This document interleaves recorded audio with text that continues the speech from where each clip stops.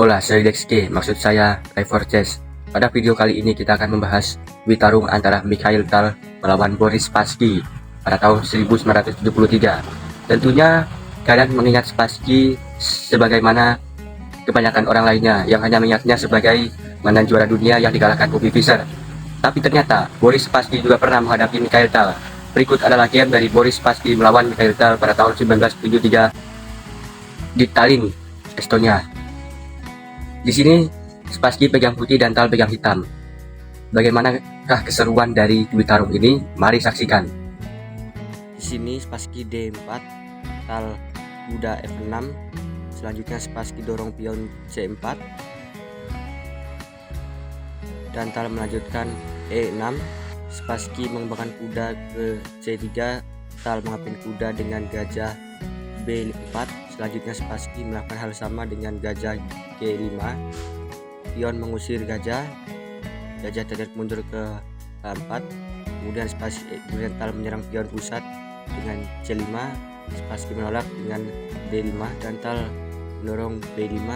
Spassky pukul pion E6, dibalas juga dengan pion pukul E6. Spassky memukul pion, Tal menguasai sentrum dengan D5.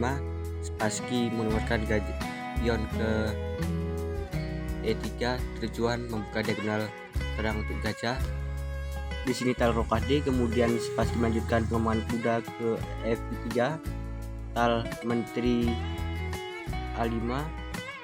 Spassky memukul kuda, benteng memukul gajah, kemudian menteri T2, Tal pion A6, Spassky pukul pion A6, kuda C6. Spassky menempatkan gajahnya ke E2 bersiap rokade. Kemudian Tal menukarkan pion sentrum dengan dorong D4. Spassky pukul D4, Tal mengorbankan benteng menyerang kuda, mengorbankan benteng dengan benteng pukul kuda. Gajah memukul benteng, menyerang kuda dan mengepin kuda terhadap benteng.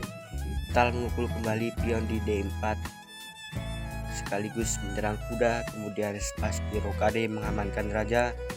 Tal memukul kuda, pion memukul pion, membuka file B untuk benteng sekaligus menyerang gajah. Tal memukul pion dengan gajah menyerang menteri. Spassky menarik menteri ke D6, menekan pion E6 dan kuda di E6. Tal pukul pion A6 dengan benteng. Spassky memukul kuda dengan gajah. Tal menarik gajah ke B4, menyerang menteri. Spassky menteri B8 mengincar gajah terang Tal.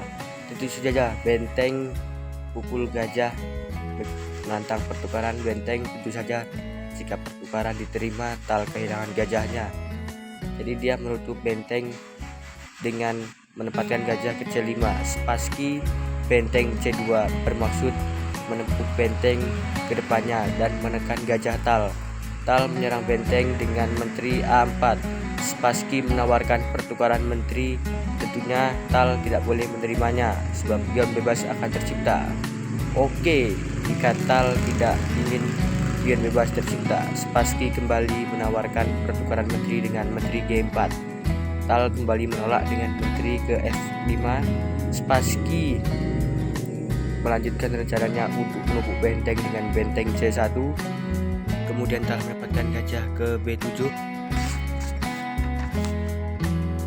Lagi-lagi Spassky menawarkan pertukaran menteri dengan menteri F3. Tentunya Tal menolak. Spassky memainkan langkah blunder dengan menteri B3 bermaksud menyerang gajah.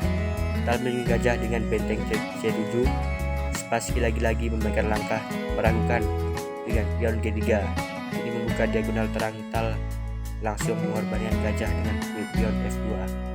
Spassky menerima dengan raja pukul gajah. Tal menteri F6 skak, raja E1, menteri E5 skak, raja F1, gajah A6 skak, raja G1, menteri G4 skak, raja G2, menteri C4 skak, raja G1, gajah B7, gajah B7. Apa yang dipikirkan Spassky? Dia dorong A4. Ini langkah tidak tepat. Tal menteri H1 skak, Raja C2, Menteri E4 skak, Spassky menyerah. Tentu bukan karena bosan di skak. Berikut analisanya.